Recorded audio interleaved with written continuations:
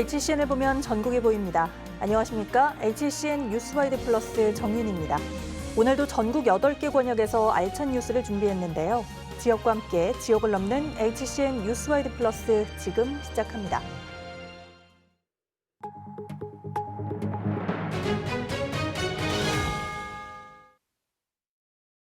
전국 지자체가 유치 경쟁에 열을 올리는 공공기관 2차 이전.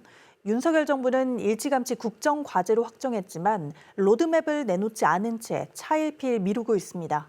이런 가운데 공공기관이 지방으로 이전하고도 수도권에 인력을 남겨두는 꼼수 행태가 논란입니다. 유소라 기자가 취재했습니다. 충북 혁신도시 한국고용정보원입니다. 지난 2014년 공공기관 이전으로 서울에서 이곳으로 둥지를 옮겼습니다. 하지만 전체 직원의 10%는 여전히 서울에서 근무 중입니다. 수도권 잔류 인력은 지방 이전 계획에 포함시켜 지방시대위원회 심의와 국토부 승인을 받아야 하는데 이런 절차를 무시하고 일부 직원의 서울 잔류를 여전히 용인하고 있는 겁니다. 한국고용정보원은 승인을 받지 않고 수도권에 52명의 인력을 남겨두면서 2020년 국정감사에서 지적을 받았습니다. 그런데 4년이 지난 올해 시정 조치는커녕 수도권 잔류 인력은 7명 더 늘어난 것으로 확인됐습니다. 이뿐 아닙니다. 2년 전 고용정보원과 함께 법무연수원과 정보통신산업진흥원 역시 각각 14명과 28명의 미승인 잔류 인력을 수도권에 보유했다는 지적을 받았지만 현재 정보공개 청구 답변을 거부하고 있는 상황. 문제는 이처럼 지방 이전 계획을 위반하는 경우라도 강제할 수 있는 별도의 제재 수단이 없다는 겁니다. 장관에 대한 인사권은 결국은 대통령이 가지고 있는 겁니다. 그래서 대통령이 지시를 내려야만이 장관이 한다 하는 얘기입니다. 충북도는 일찌감치 지역 난방공사 등 31개 알짜기관 유치 로드맵을 세운 상태입니다. 하지만 공공기관들의 꼼수와 정부의 지지부진한 이전 계획에 수도권 인구 분산과 국가 균형 발전이라는 국가정책의 본래 취지가 퇴색되는 건 아닌지 우려됩니다. HCN 뉴스 유소라입니다. 가수 김호중 씨 음주 뺑소니 논란의 파장은 지자체마다 앞다퉈 예산을 투입하려는 연예인 마케팅 분야까지 이어지고 있습니다. 지역을 알리는 홍보 효과로는 탁월하지만 해당 연예인이 사회적 물의를 빚을 경우 곤혹스러워질 수밖에 없기 때문인데요. 혈세가 들어가는 만큼 신중을 기해야 한다는 지적이 나옵니다. 이정목 기자가 전해드립니다.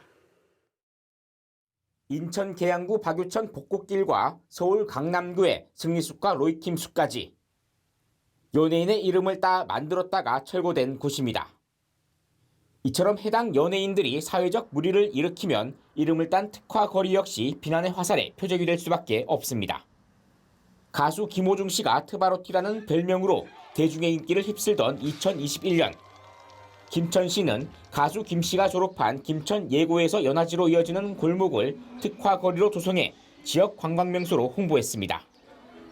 팬클럽 회원들은 이 길을 성지순례 1순위 코스로 꼽으면서 매년 10만여 명의 관광객을 끌어모았습니다.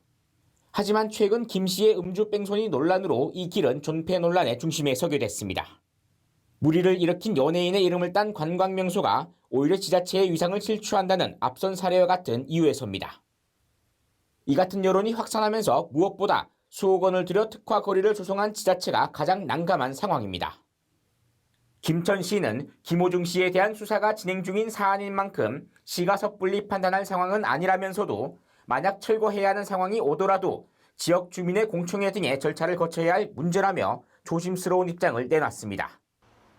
이처럼 연예인 이름을 딴 특화 거리의 조성과 폐지 사례가 이어지면서 전문가들은 연예인의 특화거리 조성에 따른 관광 마케팅에 신중을 기해야 한다고 조언하고 있습니다.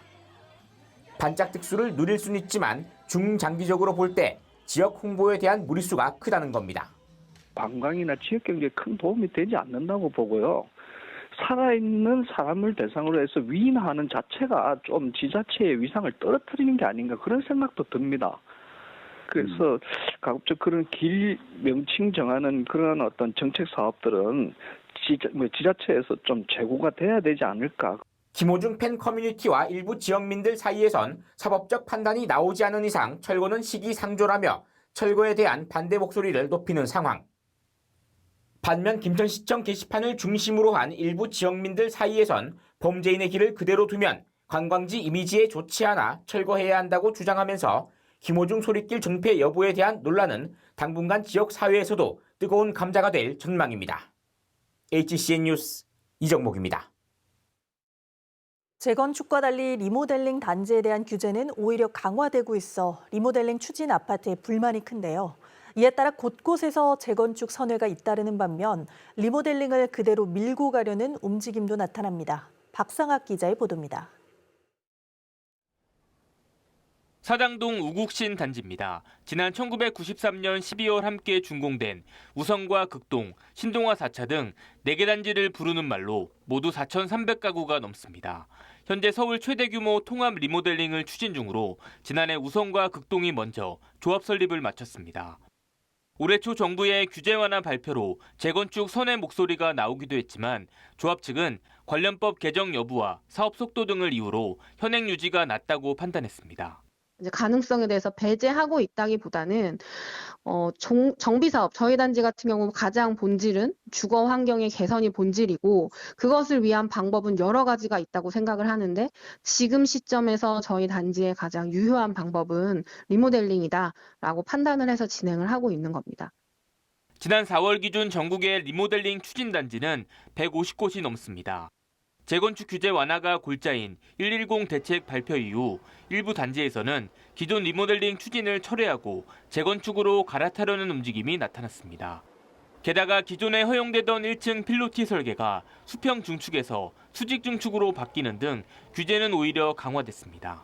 안전진단 B등급 이상 받은 경우에만 수직을 할 수 있도록 이렇게 돼 있어요. 우리 같은 경우는 그 안전진단 C등급이 나왔어요. 그러면 어떤 경우에도 필로티를 할 수 없다라는 결론이 생겨버린 거죠. 하지만 반대로 기존 리모델링 사업을 그대로 밀고 가려는 움직임도 나타납니다. 재건축 규제 완화 분위기에도 기존 용적률이 200% 이상인 단지는 현실적으로 재건축 사업성 확보가 쉽지 않기 때문입니다. 이와 함께 최근 공사비 폭등과 조합 해산 등에 따른 사업 지연 등을 고려할 때 재건축으로의 선회는 제한적일 수 있습니다. 재건축으로 돌린다라고 하더라도 그 도시정비법이나 뭐 이런 관련 법에 따라서 용적률 인센티브 같은 것들을 받기가 좀 어려운 경우들이 있을 수가 있거든요. 그렇게 됐을 때는 사실 리모델링에서 또 재건축으로 바꾸는데 절차가 소요되는 부분들이 있어서 오히려 사업이 더 지연될 가능성이 높을 것 같아요. 정부와 서울시가 재건축 완화에 초점을 맞추고 있지만 모든 노후단지가 재건축을 추진할 수 없는 만큼 정비사업 정책을 보다 신중하게 짜야 한다는 지적이 나옵니다. HCN 뉴스 박상학입니다. 충북도 교육청과 충북도가 협의체를 출범하고 충북형 유보 통합을 위한 첫 발을 내딛었습니다. 그러나 지난해 말 예정됐던 교육부 지침 발표가 미뤄지면서 구체적으로 어떤 논의가 어떻게 이루어질지는 아직까지도 미지수입니다. 보도에 이완종 기자입니다. 유치원과 어린이집 기능을 통합해 교육과 보육을 일원화하겠다는 유보통합. 오는 2025년 전면 시행을 앞두고 6월 정부조직법 개정에 따라 그동안 보건복지부가 맡아왔던 영유아 보육 업무가 교육부로 이관되면서 속도가 붙을 전망입니다. 충북도 교육청과 충북도는 자체협의체를 발족하고 대응에 나섰습니다. 협의체는 천범삭 도교육청 부교육감이 단장을, 최동화 교육국장과 도청 최승환 보건복지국장이 공동 부단장을 맡고 양기관 관련 부서 과장급 이상이 위원으로 활동할 예정. 유보통합 추진에 앞서 조직 정원과 재정, 기타 필요사항에 대해 논의를 하기 위해 교육청과 지자체가 처음으로 머리를 맞댄 겁니다. 중앙에서는 이 유보통합 논의가 아직 확정은 안 됐지만 저희 오늘 그 충청북도 유보통합 협의체가 본격 가동하는 만큼 저희 그 조직과 인력 그리고 어떤 업무가 조속히 원활히 이관될 수 있도록 지속적인 논의를 거쳐가겠습니다. 그러나 본격적인 논의 과정은 언제 어떻게 이뤄질지 현재로선 미지수입니다. 지난해 12월 발표 예정이던 교육부 세부 지침 발표가 계속해서 늦어지면서 주요 예산과 인력 운용 등 구체적인 가이드라인이 없기 때문인데 당장 내년 시행에 앞서 현장 혼선을 빚지 않으려면 정부 지침 발표가 시급한 상황입니다. 향후에 이제 중앙정부의 그 가이드라인이 나오면 우리 지방정부 차원에서 유아 보육 사업 이것을 이제 이관받도록 적극 협력해서 대응해 나갈 계획을 가지고 있습니다. 이제 첫 발을 내딛기 시작한 충북형 유보통합. 많은 기대와 우려 속에 연착륙할 수 있을지 앞으로 지켜볼 일입니다. HCN 뉴스 이완종입니다. 여름철 집중호우에 따른 재난 상황을 가정해 대규모 재난 대응 훈련이 관악구에서 열렸습니다. 2년 전 인명사고까지 있었던 관악구로서는 이번 여름 장마철을 앞두고 풍수의 예방과 유사시 대응 과정을 되짚어보는 기회가 됐습니다. 최면희 기자의 보도입니다. 단시간에 내린 집중호우로 별빛 내린 천 수위가 급상승하고 침수와 산사태, 시설물 붕괴 위험까지 발생했습니다. 사고 즉시 관악구와 소방, 경찰, 인근 군부대까지 현장 수습에 들어가고 추가 발생 가능한 화재와 인명구조까지 유기적으로 움직입니다. 인명피해 규모와 구조 대상을 신속하게 파악해 진행 상황을 알리는 등 재난에 대비해 기관별로 주어진 임무를 이어나갑니다. 여름철 재난 대응을 위한 대규모 훈련이 마련됐습니다. 현재 사고 현장은 침수가 돼 있는 7명이 고립되었던 A 건물입니다.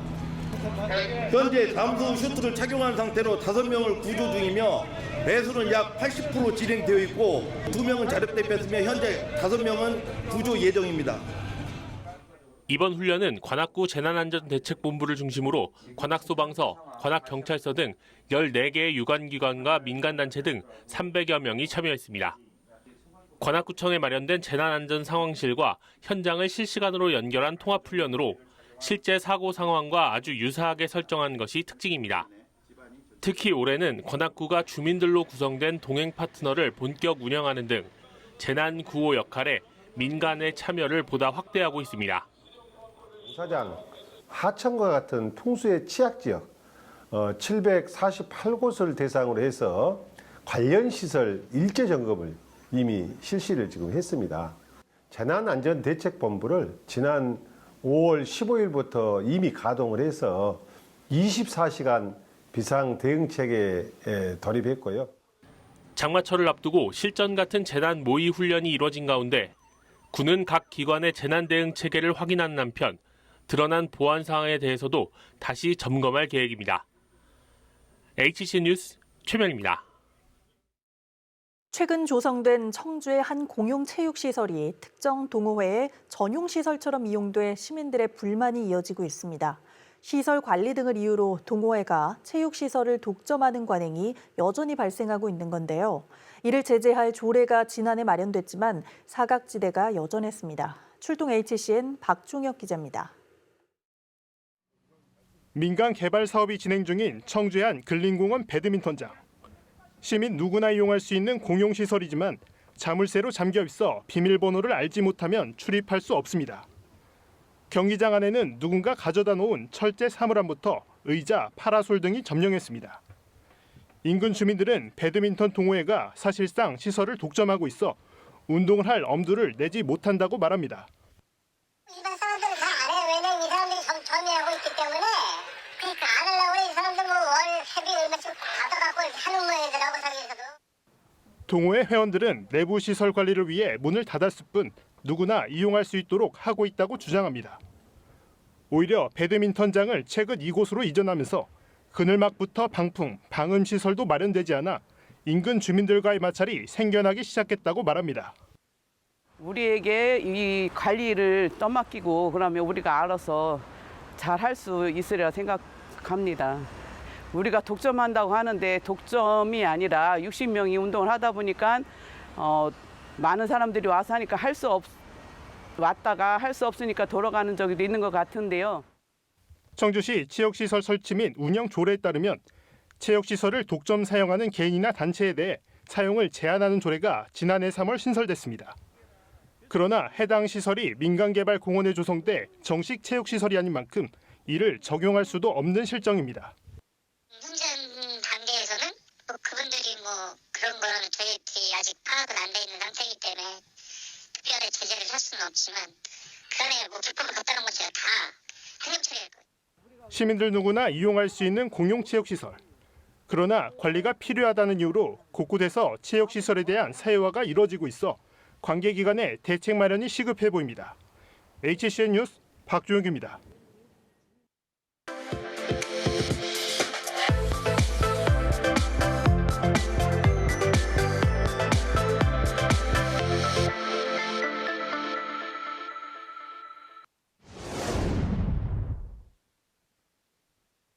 지금 많이 팔린 거는 이제 그 만기가 긴 채권들. 근데 만기가 긴 채권은 주로 국채거든요. 왜냐면은 그 회사들은 막 30년짜리 채권을 아예 발행을 못 합니다. 왜냐면 저 회사가 30년 뒤에도 살아 있을지 그건 모르겠지만 국가는 뭐 30년짜리 발행할 수 있죠. 우리나라 정부가 30년 뒤에도 그냥 정부로서 존속한다는 건 그건 당연한 거니까. 예.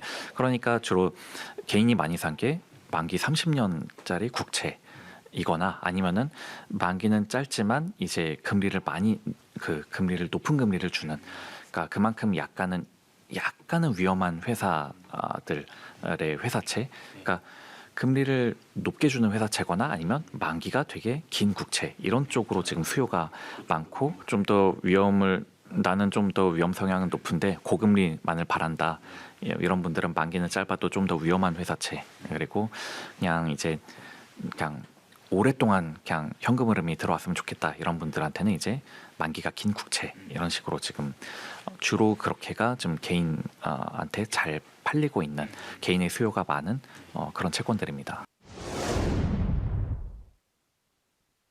단순하게 채권은 시장금리와 채권 가격은 반대로 움직이거든요. 그래서 한마디로 나는 채권을 지금 3%를 30년 동안 받는 거를 샀는데 이제 어느 순간 이제 30년 동안 이제 이자를 주는 채권이 4%가 됐다라면은 나는 매년 1%씩 손해를 본 셈이 되잖아요. 그러면 나의 채권 가격은 거의 30% 떨어졌다, 이렇게 생각하면 되는 거거든요. 그러니까 저렇게 만약에 이 시점에 30년짜리 국채를 샀다라면은 이렇게 거의 한 1%포인트 가까이 오를 때는 내가 한 거의 20-30% 내 채권 가격이 손실을 보는 셈이 된 거죠. 왜 그냥 지금의 금리에 만족해서 만기까지 들고 가는 마음가짐이 필요하다냐면은, 그냥 고금리가 어느 정도 장기화 된다라고 생각한다면 그냥 나는 이 고금리에 만족하겠다. 그러니까 금리가 내려감으로써 생기는 채권의 시세 차익보다는 그냥 지금 대략 국채들이 한 3.5% 정도 주고 있는데 3.5% 계속 그냥 받는 거에 나는 만족하겠다. 어차피 지금 수익형 부동산들도 그 정도 수익 제공한 게 잘 없거든요. 그러니까 그런 마음가짐으로 접근을 하면은 개인 입장에서는 그게 더 이제 그게 좀 더 좋은 선택이라고 생각이 되는 거죠. 기관 투자자들이 사고 판 거는 마치 좀 도매가와 소매가 같은 개념으로 생각하시면 좋겠어요. 그러니까 저희 같은 기관은 채권을 사고 팔 때 드는 비용이 적지만 개인은 채권을 사고 파는데 이제 증권사의 수수료를 되게 많이 내야 되거든요. 그러니까 채권을 한번 사고 그냥 주로 만기 때까지 가져간다는 생각으로 접근해야지, 막 채권을 막 개인이 트레이딩을 한다는 건 수수료를 막 살 때 팔 때 막 이렇게 떼이기 때문에 생각보다 그렇게 시세 차익을 많이 내기는 좀 어렵습니다. 그거는 이제 기관들이 가능한 영역이지 개인이 그러기는 좀 쉽지 않다. 예. 그러니까 장기채를 살 거면 요새는 이제 ETF도 많이 나오니까 그런 쪽은 수수료를 적게 내니까 그쪽으로 생각을 해보시거나, 아니면은 직접 채권을 산다라면은 그냥 만기 보유를 하겠다는 약간 그런 자세, 그러니까 좀 그런 마음가짐이 좀 필요할 것 같습니다.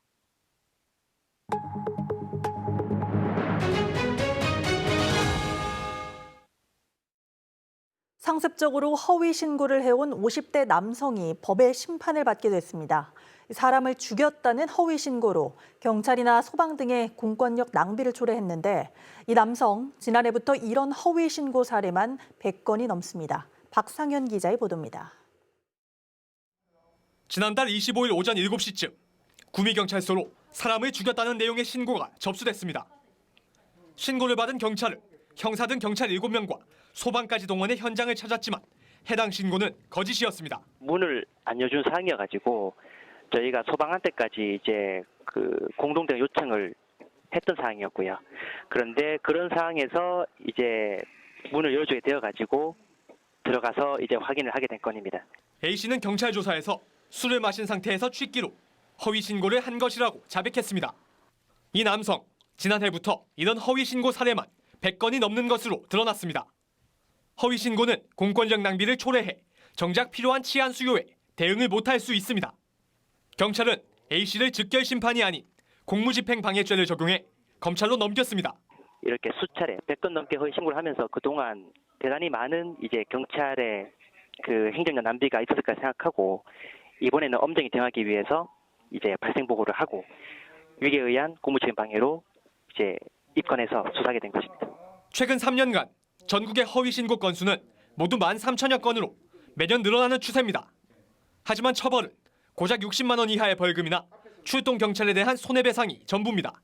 오는 7월 112 신고처리법이 시행되면 허위 신고자에게 최대 500만 원 이하의 과태료를 부과하는 등 처벌 수위가 높아질 전망입니다. HCN 뉴스 박상현입니다. 지난해 연일 지속된 집중호우에 물이 댐 정상을 넘어 원류한 괴산댐. 그 원인으로 전력 발전용인 괴산댐이 평소 높은 수위로 운영되다 보니 집중호우에 탄력적으로 대처하지 못했다는 지적이 이어졌는데요. 이에 충북도가 괴산댐을 다목적 댐으로 용도 변경을 요구하고 나섰습니다. 오승훈 기자의 보도입니다. 연일 이어진 집중호우에 물이 댐 정상을 넘어 쏟아져 내립니다. 댐 수문을 모두 개방했지만 원류 현상을 막기엔 역부족. 지난해 7월 15일 괴산댐에서 벌어진 모습입니다.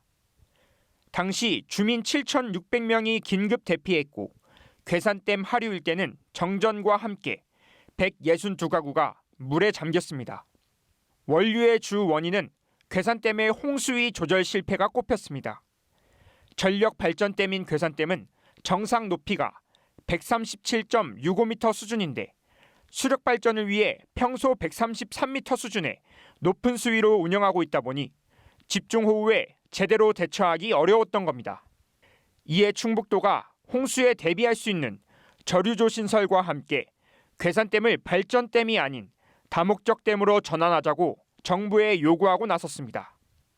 다목적 댐으로 전환하면 수력 발전은 포기해야 하지만 농업용수 활용과 홍수 대비에 탄력적으로 운영할 수 있기 때문입니다. 이 문제를 해결하기 위해서는 지금 발전에 기여하는 바가 0.몇 %밖에 되지 않는 그런 발전댐이기 때문에 이게 수력 원자력의 그런 기능보다는 다목적 댐으로서의 기능을 강화해야 된다는 측면에서는 장기적으로 검토해 볼 만한 사안이다. 도의 요구대로 다목적 댐으로 용도 변경되면 댐 운영 주체는 한국수력원자력이 아닌 한국수자원공사로 바뀝니다.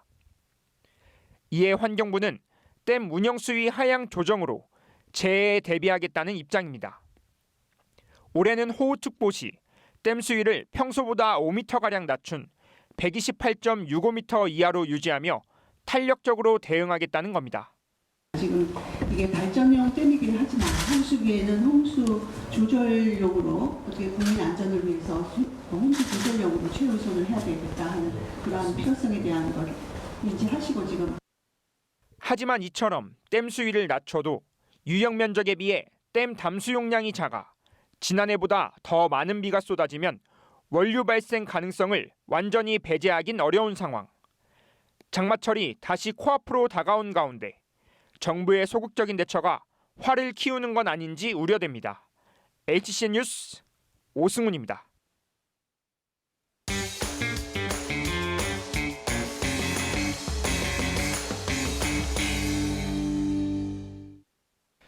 코로나 팬데믹 이후 학교 폭력 피해를 호소하는 학생들이 크게 늘고 있습니다. 2022년에는 6만 2천여 건, 지난해 5만 9천여 건에 이릅니다. 실태 조사를 살펴보면 언어폭력 건수가 눈에 띄게 늘었습니다. 이런 가운데 2026학년도부터 대입 모든 전형에 학교폭력 이력이 반영됩니다. 사실상 학교폭력 가해 전력이 있는 학생은 국내 주요 대학에 진학이 어려워지는 겁니다. 일례로 지난해 부산대학교 입시 결과를 살펴보겠습니다. 학부별로 합격자 평균 점수가 최소 670점 중후반에서 700점대까지 분포되어 있습니다. 보통 한두 문제 차이로 당락이 결정되는 입시에서 학폭 기록에 따라 최소 300점에서 최대 800점의 점수를 감점한다면 학폭은 대학 진학 불가라는 인식이 고착화될 수밖에 없습니다. 최저 점수인 300점만 감점돼도 합격은 불가능하죠. 그렇기 때문에 실제 학교 폭력에 해당된 학생은 부산대에서 전혀 받지 않겠다라는 의지 표현을 한 것으로 보입니다. 학교폭력 조치 사항에 따른 보존 기간을 살펴보겠습니다. 각 호에 따라 보존 기한이 정해져 있는데요. 출석 정지에 따른 6호부터 8호 전학까지는 졸업 후 2년 보존에서 4년까지 늘어났습니다. 심각한 학교폭력을 저질렀을 경우 졸업 후 4년 후 혹은 영구적으로 대학 입학에 불이익을 받는 것입니다. 1호에 해당하는 서면 사과부터 수시 전형에 지원하는 재학생과 졸업 이전에 합격자 발표가 나는 현역 수험생들이 불이익을 받을 수 있습니다. 문제는 2,500여 개에 달하는 전국의 고등학교에서 같은 사안의 학교폭력에 대해 동일한 기준으로 처벌할 수 있는지 여부입니다. 물론 학교폭력은 절대 발생해서는 안 되겠지만 학구열이 높은 지역에서는 학생 간 조그마한 마찰도 심각하게 받아들여질 여지가 있기 때문입니다. 실제 법 같은 경우는, 형법 같은 경우는 양형량이 정해지기 때문에 그냥 정확한 양형이 정해지겠지만 실제 학교 폭력 같은 경우는 학교에 따라서 처벌 수위가 달라질 것이기 때문에 과연 동일 사안에 대해서 동일 처벌, 그걸 가지고서 과연 점수화시켜서 대학 입학을 막는다. 좀 신중한. 학교폭력은 반드시 사라져야 할 문제입니다. 하지만 대학의 학폭 처벌 조치를 악용하는 사례를 방지하기 위한 촘촘한 검증 절차나 일관된 기준 마련도 필요해 보입니다. 지금까지 화제인 이슈 탐구생활이었습니다.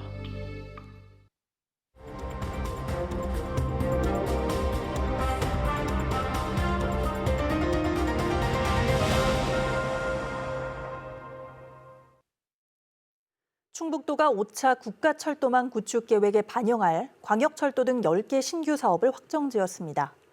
도는 충청권 광역급행철도 순환형 노선을 위한 청주공항 신탄진 노선 신설 등 3건의 광역철도 신규 사업 건의서를 29일 국토교통부에 제출하기로 했습니다.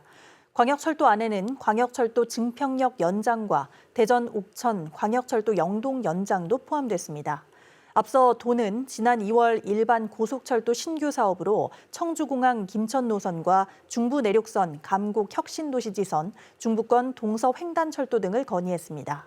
국토부는 내년 4월까지 관련 연구 용역과 공청회를 거쳐 내년 상반기 5차 국가철도망 계획을 고시할 계획입니다. 충북도 관계자의 말 잠시 듣겠습니다. 고속 일반 철도 사업에 대해서는 청주공항 김천 구간 부분은 이제 지사님께서 말씀을 하시는 부분이고요. 그리고 중부 내륙선 감곡에서 혁신도시 지선에 대한 것.